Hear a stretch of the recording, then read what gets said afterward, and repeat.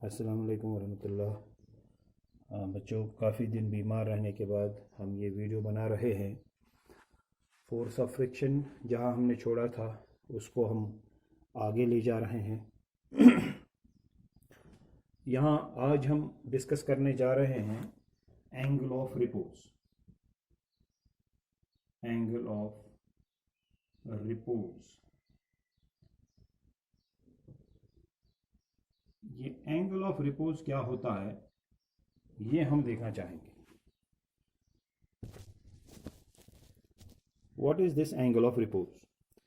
देखिए, अगर आपके पास एक इंक्लाइनेड प्लेन है, हाँ, मान लीजिए इस तरीके का एक प्लेन है और इस प्लेन का कोई यहाँ पर इंक्लिनेशन है और ये इंक्लिनेशन है एंगल थीटा, और यहाँ पर आपने एक ब्लॉक ऑफ वुड या एक मास आपने रखा हुआ है। और ये एक बहुत ही कॉमन एक्सपीरियंस है कि जब ये एंगल ऑफ इंक्लिनेशन बहुत छोटा होगा तो ये ब्लॉक जो है ये नीचे की तरफ स्लाइड नहीं होगा, लेकिन जब ये एंगल बढ़ जाएगा तो ये स्लाइड, एक एंगल पर ये स्लाइड होना शुरू करेगा। यानी ब्लॉक एकदम से स्लाइड नहीं करता है। अगर यहाँ पर एंगल ऑफ इंक्लिनेशन छोटा है तो एकदम से ये ब्लॉक नीचे की तरफ नहीं आता है, स्लाइड नहीं करता है।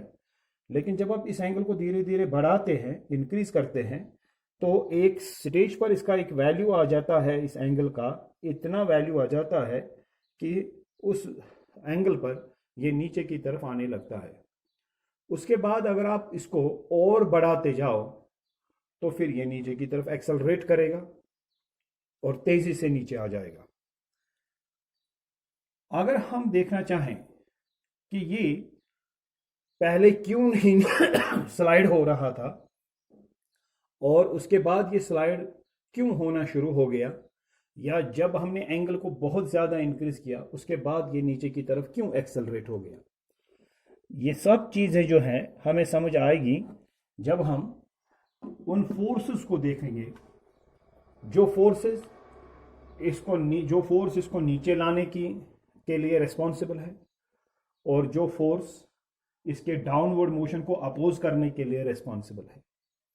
देखिए, जब ये ब्लॉक इस तरह से रखा हुआ है तो इस पर जो वेट होगा वो इस तरह से वर्टिकली डाउनवर्ड डायरेक्शन में, जब इसका वेट होगा नीचे की तरफ mg, ये इसका वेट है। मगर इस वेट के यहां पर दो कंपोनेंट्स निकल आते हैं। एक कंपोनेंट ये और दो रेक्टेंगुलर कंपोनेंट्स हम कहेंगे, और दूसरा कंपोनेंट ये, ठीक है ना। अब mg यानी कि जो नेट फोर्स है इस ब्लॉक पर डाउनवर्ड डायरेक्शन में, वो हम कह सकते हैं कि रिजॉल्व हो गया इनटू टू रेक्टेंगुलर कंपोनेंट्स।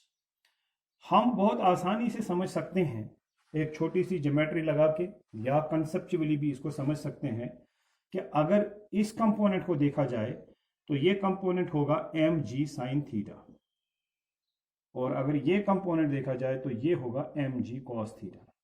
जब आप दो रेक्टेंगुलर कंपोनेंट्स की बात करते हैं, अगर आपका एक वेक्टर है, मान लीजिए आपके पास वेक्टर है वेक्टर a, तो अगर वेक्टर है वेक्टर a और इसके दो रेक्टेंगुलर कंपोनेंट्स है तो वो कंपोनेंट्स हो सकते हैं a sin थीटा और दूसरा हो सकता है a cos थीटा।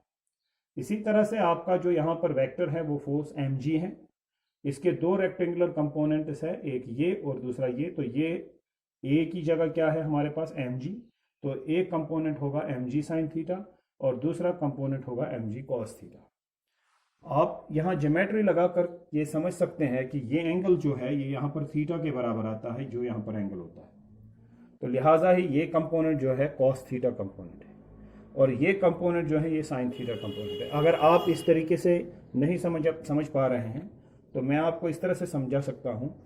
ये जब आप इस प्लेन को इसका इंक्लिनेशन बढ़ा देते हैं, यानी जब आप ये एंगल इंक्रीज करते हैं तो क्या होता है, ये स्लाइड करने लगता है। इसका मतलब ये हुआ कि ये वाला फोर्स का ये वाला कंपोनेंट जो है वो इंक्रीज हो गया, यानी एंगल थीटा इंक्रीज हो गया, तो ये वाला कंपोनेंट इंक्रीज हो गया। तो इसका मतलब है कि ये साइन थीटा होना चाहिए, क्योंकि साइन ही इंक्रीज होता है जब एंगल को इंक्रीज किया जाता है। अगर हम कहेंगे कि ये वाला साइन है और ये कॉस है, तो अगर हम एंगल को इंक्रीज करेंगे तो ये कंपोनेंट अगर कॉस थीटा होगा, एम जी कॉस थीटा होगा, तो फिर ये कंपोनेंट इंक्रीज नहीं होगा। एंगल के इंक्रीज होने से कॉस इंक्रीज नहीं होता है। जब आप एंगल को 0 to 90 इंक्रीज करते हैं, कॉस का वैल्यू डिक्रीज हो जाता है। मगर आप क्या देख रहे हैं, जब आप ये एंगल इंक्रीज कर रहे हैं तो ये स्लाइड हो रहा है, तो इसका मतलब ये वाला कंपोनेंट जो फोर्स का है, वेट का है, वो इंक्रीज हो रहा है, तो इसके साथ आना चाहिए साइन थीटा। ये कंसेप्चुअली मैं समझा रहा हूं, बाकी आप मैथमेटिकली भी ये यहां पर समझ सकते हैं कि ये कॉस थीटा होगा और ये एम जी साइन थीटा होगा। अब जबकि ये साइन थीटा कंपोनेंट है, क्योंकि एंगल के इंक्रीज होने से ये कंपोनेंट इंक्रीज हो रहा है, तो ये साइन के साथ होना चाहिए यहाँ पर थीटा। तो इसका मतलब ही हुआ कि दूसरा जो रेक्टेंगुलर कंपोनेंट है वो फिर कॉस थीटा कंपोनेंट होगा। अब सवाल ये पैदा होता है कि यहाँ पर एम जी कॉस थीटा तो इस तरफ है और नॉर्मल रिएक्शन जो होगा वो इस तरफ होगा। तो हम देख रहे हैं कि यहाँ एम जी कॉस थीटा जो है और नॉर्मल रिएक्शन जो है ये दोनों बैलेंस हो रहे हैं, क्योंकि ना ही ये नीचे आ रहा है ना ही ऊपर जा रहा। तो हम कहेंगे कि यहाँ से जो कंपोनेंट है वो एम जी कॉस थीटा है और इसका जो नॉर्मल रिएक्शन है वो अपोजिट डायरेक्शन में है।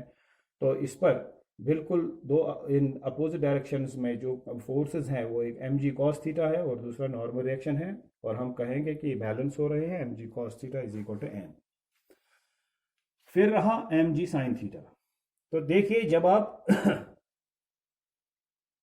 एम जी साइन थीटा जब कम होगा, मतलब जब इंक्लिनेशन ज़्यादा नहीं होगा तो थीटा कम होगा। अब थीटा कम होगा तो साइन थीटा का भी वैल्यू कम होगा। अब साइन थीटा का वैल्यू कम होगा तो इसका मतलब ये एम जी साइन थीटा पूरा जो है इसका वैल्यू कम होगा। जब आप थीटा को इंक्रीज करेंगे तो यहाँ साइन थीटा का वैल्यू इंक्रीज होगा, मतलब एम जी साइन थीटा भी इंक्रीज होगा और फिर ये नीचे आ जाने लगेगा।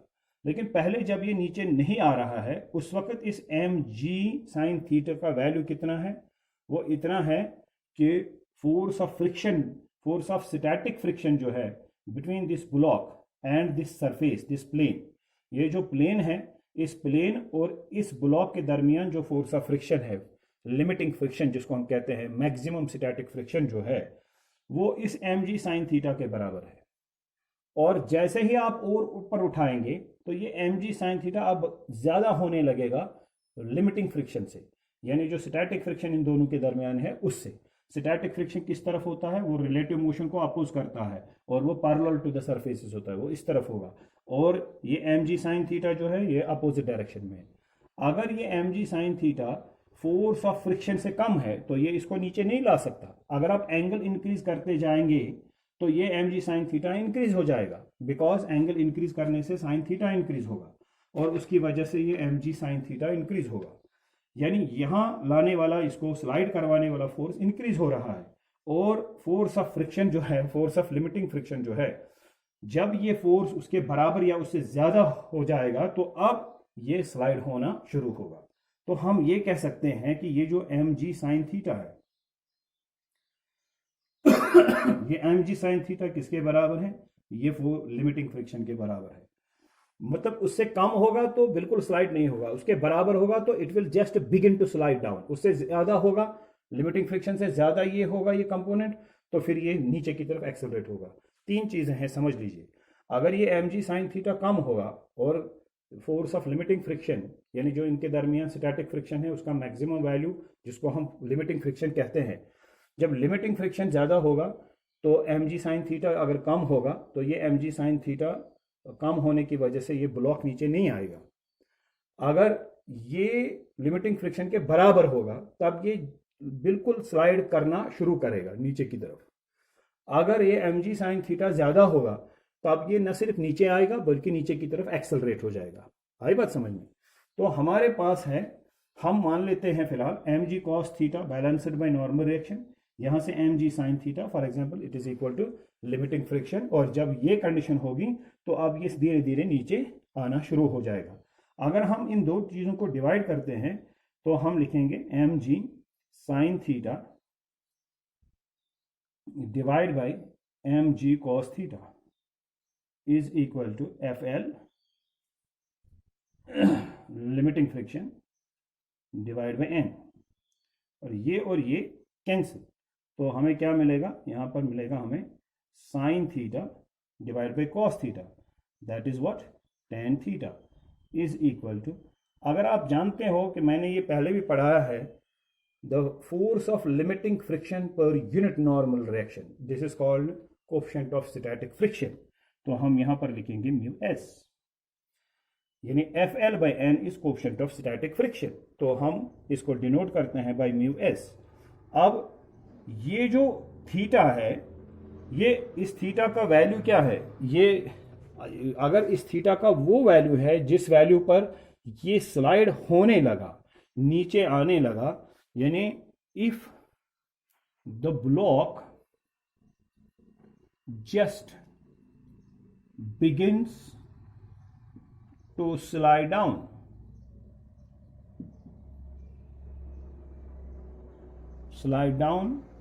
the inclined plane,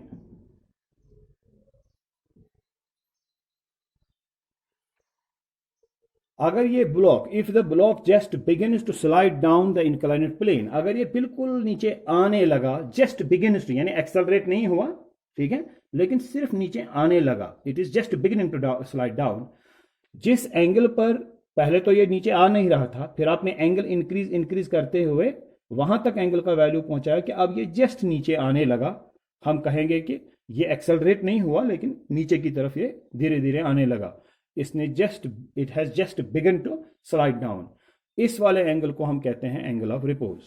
मतलब angle of repose is the angle at which this block और this body will just begin to slide down the inclined plane, it is the angle of inclination, ये एंगल ऑफ इनक्लिनेशन है, जिस angle of inclination पर ये block just नीचे slide down होने लगता है, यानी इससे कम अगर वैल्यू हो गया तो फिर ये नीचे नहीं आएगा, फिर फोर्स ऑफ फ्रिक्शन इसको रोक लेगा, ठीक है ना।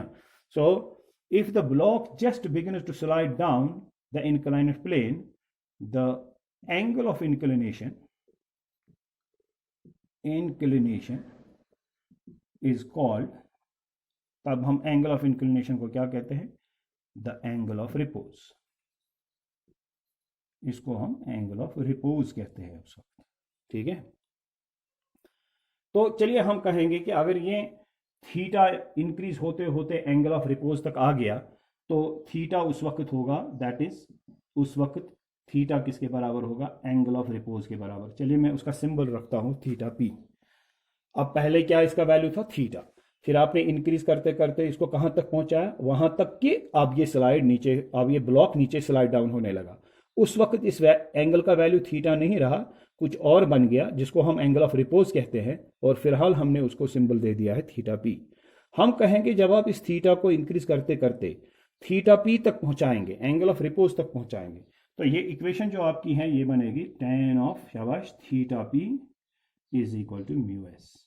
तो थीटा पी आप कह सकते हैं is tan inverse mu s, यानी आप कोएफिशिएंट ऑफ फ्रिक्शन देख लीजिए, इस ब्लॉक और इस इंक्लाइनेड प्लेन के दरमियान, जब आप इस ब्लॉक और इस इंक्लाइनेड प्लेन के दरमियान force of friction, coefficient of friction, sorry, जब आप कोएफिशिएंट ऑफ फ्रिक्शन मेजर करेंगे इसका, जब आपको कोएफिशिएंट ऑफ फ्रिक्शन पता होगा तो आपको एंगल ऑफ रिपोज पता चलता है, एंगल ऑफ रिपोज होता है tan inverse the coefficient of friction, ठीक है। So what is angle of repose? Angle of repose is the minimum value of angle of inclination. The minimum value of angle of inclination of a plane at which a block placed on the plane will just begin to slide down. It is the minimum value of angle of inclination. ये एक plane of A plane, ये एक plane का angle of inclination का minimum value है, at which a block placed on the plane, जिस value पर हम रखेंगे इस प्लेन को इस एंगल पर, तो अगर हम उधर एक ब्लॉक रखेंगे will just begin to slide down, उस वैल्यू पर वो बिल्कुल स्लाइड डाउन शुरू करने लगेगा। अब जरा देख लीजिए, मान लीजिए इस ब्लॉक के लिए एंगल ऑफ रिपोज जो है वो 45 डिग्रीज है, 2 मिनट के लिए मान लीजिए, मतलब अगर आप इस ब्लॉक को रख लेते हैं तो 45 डिग्रीज पर अगर आप ये एंगल रखते हैं तो ब्लॉक नीचे आ जाता है। अब मैं इस ब्लॉक को उठाकर दूसरा कोई ब्लॉक रखूंगा, दूसरे मटेरियल का, दूसरे साइज का, ठीक है ना, या दूसरे वेट का। अगर मैं दूसरे किसी ब्लॉक को रखता हूं जिसका वेट डिफरेंट है, जिसका नेचर ऑफ सबस्टेंस डिफरेंट है, तो क्या वो भी 45 डिग्रीज पर ही स्लाइड डाउन होगा? नहीं। क्यों? क्योंकि उस वक्त कोफिशिएंट ऑफ फ्रिक्शन इस ब्लॉक और इस प्लेन के दरमियान जो कोफिशिएंट ऑफ फ्रिक्शन इसकी वैल्यू 1 होगी। जब आप ब्लॉक चेंज करेंगे तो कोफिशिएंट ऑफ फ्रिक्शन का वैल्यू चेंज हो जाएगा। तो डिफरेंट ब्लॉक्स के लिए एक प्लेन पर, एक इंक्लाइंड प्लेन पर डिफरेंट ब्लॉक्स के लिए एक ही वैल्यू नहीं रहता है एंगल ऑफ रिपोज का। जब डिफरेंट ब्लॉक्स होंगे, उन एक ही प्लेन भी हो, लेकिन ब्लॉक्स अगर डिफरेंट होंगे तो फिर वहां पर एंगल ऑफ रिपोज उनके लिए डिफरेंट होगा। ठीक है, इस तरीके से ये समझ आता है कि एंगल ऑफ रिपोज डिपेंड करता है नेचर ऑफ द सबस्टेंस पर भी और उसके वेट पर भी, कि जो आपने ब्लॉक रखा हुआ है उसका वेट क्या है और उसका नेचर क्या है। नेचर का मतलब यहां पर यह हुआ कि वो कितना कोफिशिएंट ऑफ फ्रिक्शन बना लेता है। ठीक है, so this was something about angle of repose. अब यहां पर इस हवाले से ही, एंगल ऑफ रिपोज के हवाले से ही मैं कुछ क्वेश्चंस दिखाता हूं जिससे आपको ये थोड़ा सा ठीक से समझ में आ जाएगा।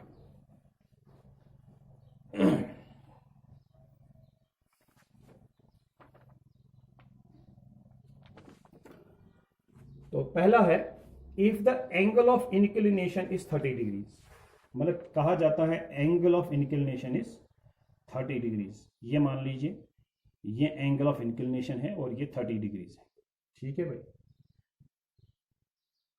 And the angle of repose यानी theta P, angle of repose is 45 degrees.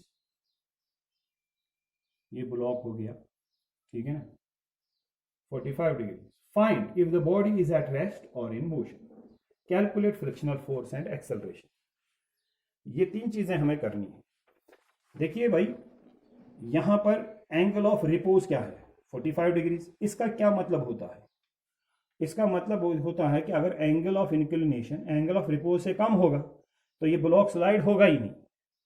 इसका मतलब हुआ, दिया हुआ क्या है, इसके लिए एंगल ऑफ रिपोज है 45, यानी 45 आप एंगल रखेंगे तब जाके ये नीचे आ जाएगा, स्लाइड डाउन हो जाएगा।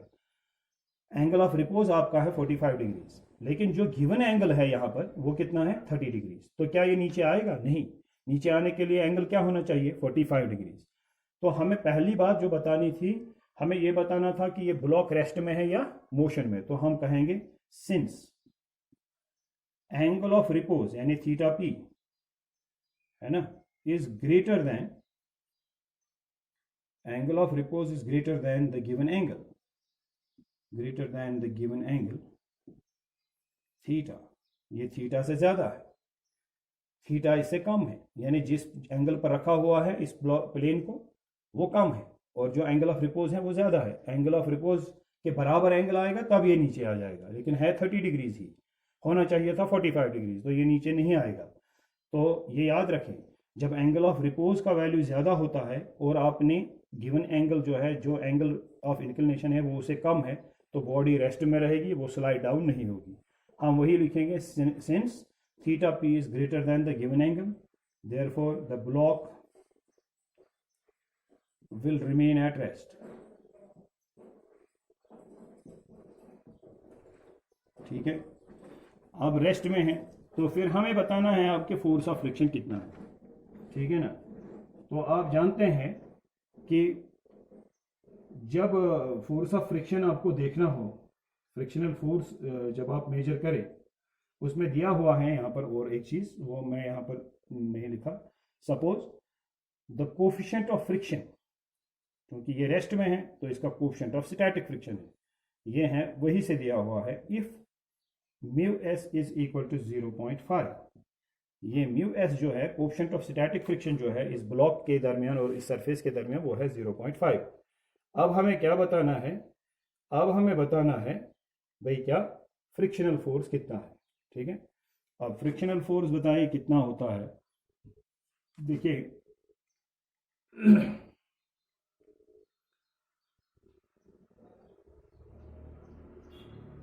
ये यहाँ पर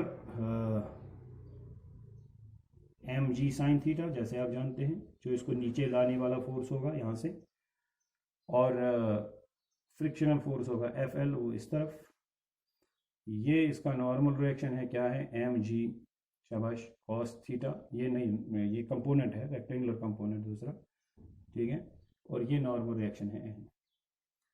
सुनिए, ये वाला फोर्स जो इसको नीचे लाएगा वो है M ji sine theta, but it is balanced by किसका, फोर्स ऑफ फ्रिक्शन।